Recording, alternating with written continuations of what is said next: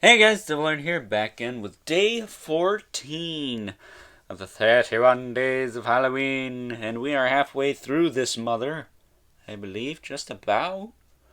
We're just about halfway through it.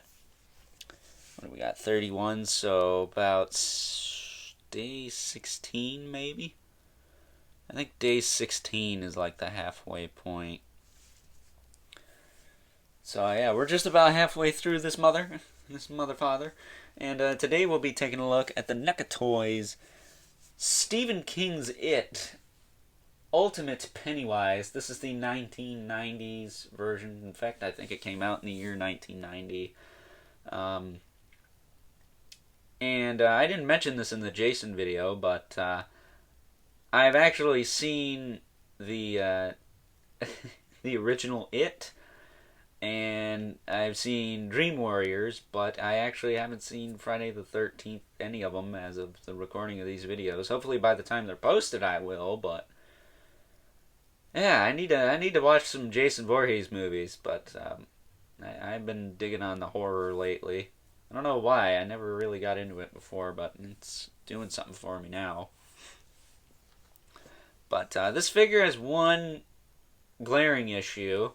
It's actually not horrible, but it's one to take a note of. But other than that, it's a Tim Curry figure, and I love me some Tim Curry. He's one of my favorite actors of all time. Right up there with Keith David and Ron Perlman and all the other childhood classics who voiced scary ass villains in cartoons. But nonetheless, we are going to get right into it. Looking at his accessories. Now, he comes with quite a lot. Freddy and Jason were kind of light. This guy comes with a whole mess of accessories, like a paper boat. Georgie's paper boat. And I don't know if you could hear that, but it's made of real paper, so that makes sense. Don't lose that or rip it, because you will not get it replaced. He comes with several hands. He comes with one to hold those balloons, obviously, but he also comes with one to hold the noisemaker. And the noisemaker is articulated. It's got a ball joint. A limited ball joint, but it moves. But this is the tighter grip. Specifically for this. So there you go. He comes with an opposite kind of splayed out hand for his right side. He comes with a pointing hand for his left side, so he can point and laugh at you. And then last but not least, he comes with probably the coolest hands, if I can find the other one, the Scary Monster hands, which are quite frightening indeed. I'll probably swap these on for the end of the video, but until then we'll just set them there. And then he comes with some alternate heads. Now, I'm going to tell you, you're going to want to be a little bit careful with these, just because you will get some paint rub from his little poofy collar piece. Particularly starting off with this one, the other quote-unquote normal-looking head. He's got a little bit of paint rub on his neck there, but Magic Eraser will take that right out. You just got to grind on it.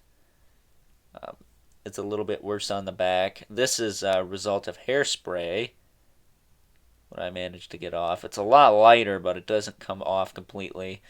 The back is where it was, so I recommend Magic Eraser, preferably a fresh one, not an old ratty one like I was using, to get that off. It'll come off, but it'll take some elbow grease. Not literally, but it's just a phrase. Jeez. But that's not too big of a problem. But it is one to note. He also has this kind of screaming face, I think. He looks more surprised, if anything. I think this is supposed to be his scary face. He goes, "Rah!" But I think the new one has a better face for that. And that's the thing. The new one has better head sculpts, I feel, other than this very grumpy looking one I have on him right now. And then here's a battle damaged face where he took some battery acid to the face. That's pretty gnarly, but yeah, he just looks kind of surprised. This one he looks pretty pissed, and then the other one he's laughing hysterically. But yeah, that's not the best options. They're not the most iconic options. I wish they gave him the head that was on the movie poster. I mean, come on, man. He does also come with balloons. A plethora of balloons. He comes with, I believe, 7 balloons? Yes, 7. A white, I think 2 yellows, a red, an orange, a blue, and a green. I twisted them together so they would stay together, and for the most part, they do. So, I'm probably going to display them with these, if I'm being honest. It's because better to do that than try and store them. But look at a Pennywise. That is Tim Curry if I ever saw it. I mean, the other heads were too, but this is stern Tim Curry. It's the most neutral expression. He just does not look happy to be here. He's like, I hate this show. But articulation on this guy, his head will look side to side, up and down a little bit. I'll show you how to pop the other heads on in a minute. But he does have some movement in the arms as well. They'll go in and out, forward and back. He's got a double jointed elbow. Hinges here and swivels here, actually. And then he also hinges at the lower arm. It is very stiff, so be careful. You don't want to snap anything. Yeah, ooh.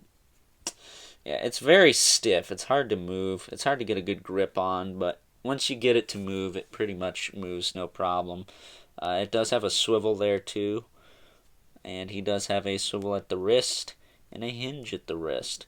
He has a double ball peg in the torso. And we popped his head off. Alright, we'll just move that off to the side. He has a ball peg in the torso. It can move around. It's got some tilt to it. Not a lot of crunch, but it's not expected. And in fact, that might actually just be a single, just because he doesn't have a lot of crunch. His hips will move out pretty far, actually. They'll move back down, they'll move forward and back. He's got a thigh cut. He's got a single joint at the knee, which can give you probably about 90, I think. Maybe not. Let's try the other side.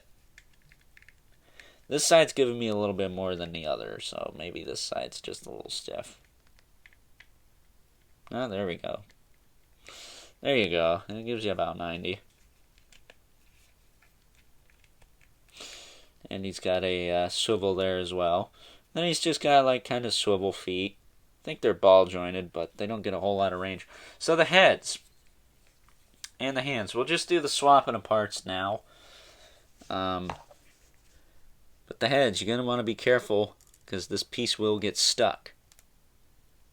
You can pop it out. As long as you do not swivel the head in the collar, you swivel the head with the collar, it'll stay, paint rub free, as it were. Because this is pretty much paint rub free. I went and used a magic eraser on it already. But it's still, you don't want to have to do that all the time. Because magic eraser needs to be used for other things. But you got to set his collar on his shoulders here. And I'm going to try and find one of the heads that's a little easier to put on.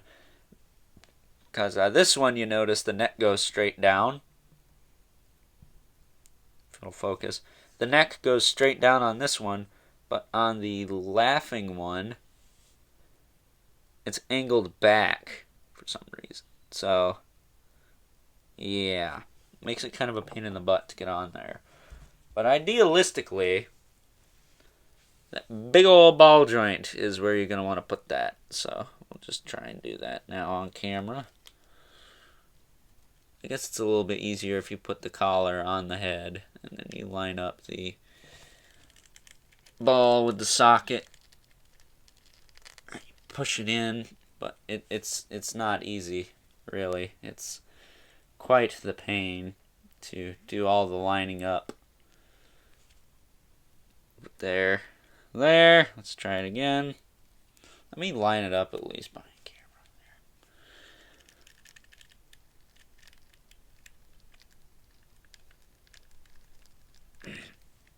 There. You really gotta push it.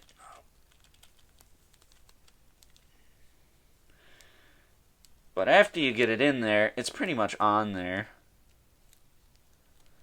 You might have to adjust it a little bit. Sometimes the heads will be pretty loose in the collar, so you don't have to worry about the paint rub, but I advise you rotate the head with the collar once you get it situated. There he is. All ready to go. And the hands, pretty simple. You just pull them out like that. And then you take one of the other hands.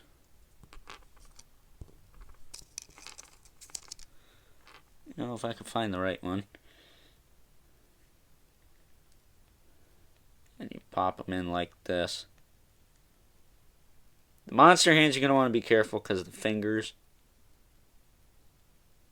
But realistically, that's what you want. And just make sure that's in all the way. Yeah, it is. And you know, they get about the same range as the other ones do. So, yeah. Now the new one comes with a giant, like, splayed out monster hand that looks pretty cool. I'm still debating if I get that figure or not, just because I like the heads it comes with. But, yeah, I got this guy actually off BBTS for the sale price of $20. Probably because they had an overstock of him or something. They needed to get rid of some to make space for the new one. Am I right or am I right? But, yeah, this video was actually brought to you in part by BBTS. Because he was on sale. There you go. There is Pennywise. Alright, I'm going to scoot over here so we take some of that annoying light out. When I say annoying light, I mean the light that's messing up the video. Here he is next to Jack-o'-lantern. He's a little bit taller, but he's a 7-inch scale figure, technically. So he's going to be. And I don't have a classic Universal monster to compare him to, so we're just going to skip that and cut right to the end. If you like the Tim Curry interpretation of Pennywise, then obviously this is a thing for you. If you don't, then you probably should get the new one, because the new one's actually a lot scarier from what I hear. I've watched the old one. It's pretty cheeseballs, I'm not going to lie.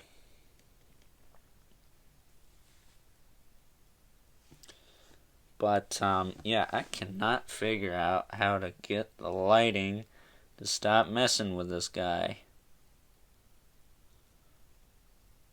Because it is, like, really bad. Wow. Like, look at him, he's lit up. Okay. Well, I'm just going to sit over here because it's a little less bad.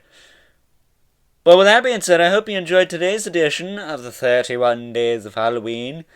We're going to continue with the NECA train tomorrow with Mr. Arthas Menethil from Heroes of the Storm. I'll explain what the hell that is during that video. But until then, until next time, I'll catch you guys later with day 15 of the 31 Days of Halloween. Woo, scary. Pucker up, fat boy. Blah.